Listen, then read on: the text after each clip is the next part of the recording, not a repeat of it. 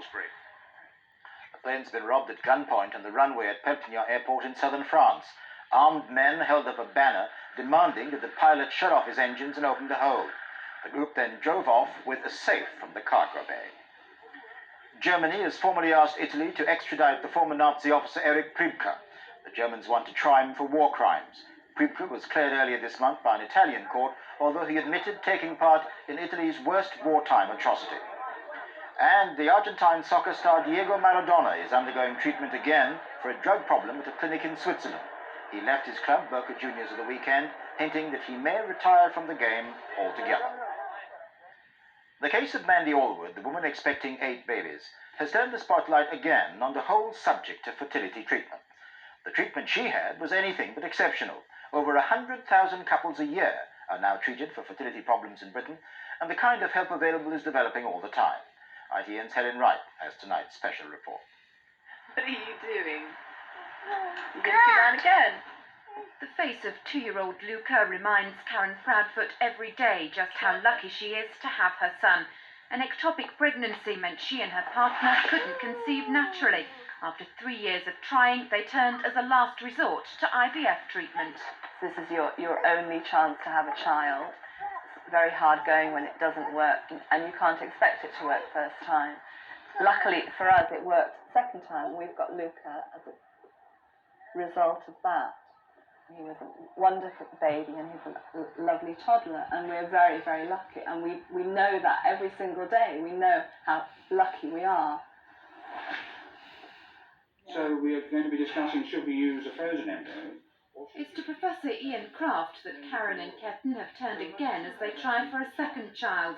But before treatment can begin, he'll check their suitability. Such good practice, says Kraft, is common in clinics already well regulated. What I think is required is that people need to be treated as an individual couple for their particular problem to be assessed correctly and for the right treatment to be offered, not necessarily test tube treatment. They need to be given the treatment that suits their circumstances, and that may be quite different from another circumstance. But for couples who do seek help to have a child, the range of treatments and options is immense. And for all of them, there's no knowing how long the process will take and no guarantee they'll produce a son or daughter at the end of it. But using a relatively new process called ICSI, doctors are helping the infertile realise their dreams. They inject a single sperm into eggs collected from patients who usually take drugs to increase the number of eggs they produce.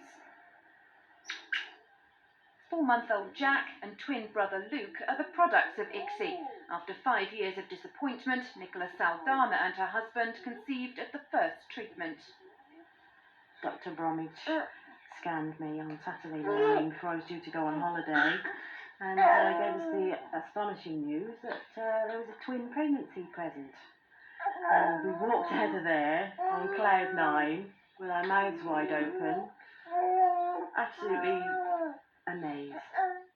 The business of creating babies is a booming one. 1 in 6 couples now seek help. That's about 166,000 a year. 42,000 are prescribed drugs or injections to help with egg production. 19,000 have in vitro fertilization, where the average success rate is 1 in 7, compared with 1 in 4 for natural conception. Mandy Allwood, it seems, defied those odds, but as her story hit the headlines, a patient at this clinic near Birmingham also produced 8 eggs.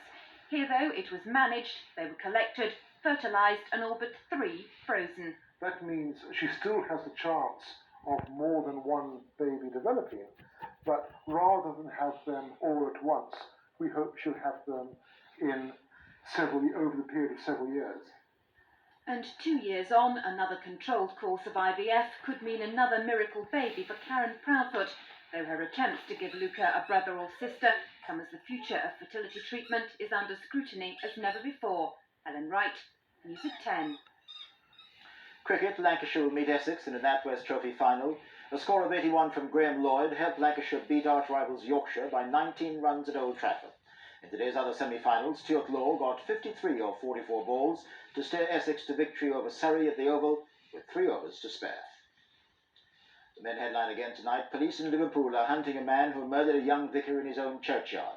At a service in the city tonight, the Bishop of Liverpool told the congregation they had lost an outstandingly gifted priest. And finally, it was his first parachute jump and could easily have been his last. Mark Benini from South London let go of his main parachute 250 feet up and lived to tell the tale.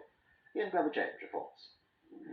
Mark Benini had never parachuted before, but he was keen to learn. So, on holiday in Florida 2 weeks ago, he booked a course of 30 jumps. At first, he seemed nervous. At 13,000 feet, free falling, even with two instructors steadying you, can be a terrifying experience. His main chute opened. Then Mark was on his own, and that's when he came unstuck. I looked at the canopy and everything seemed fine, but as you go along, I began to find out that the pilot chute had wrapped around one of the lines, so the canopy was twisting to the right slightly. I looked down and there were 4 of the 5 hazards that you're supposed to avoid: roads, trees, buildings, and electric cable. So then I really began to panic, and I decided that if I cut away from the main parachute, the reserve would open and I'd glide into the trees because I was drifting towards the building.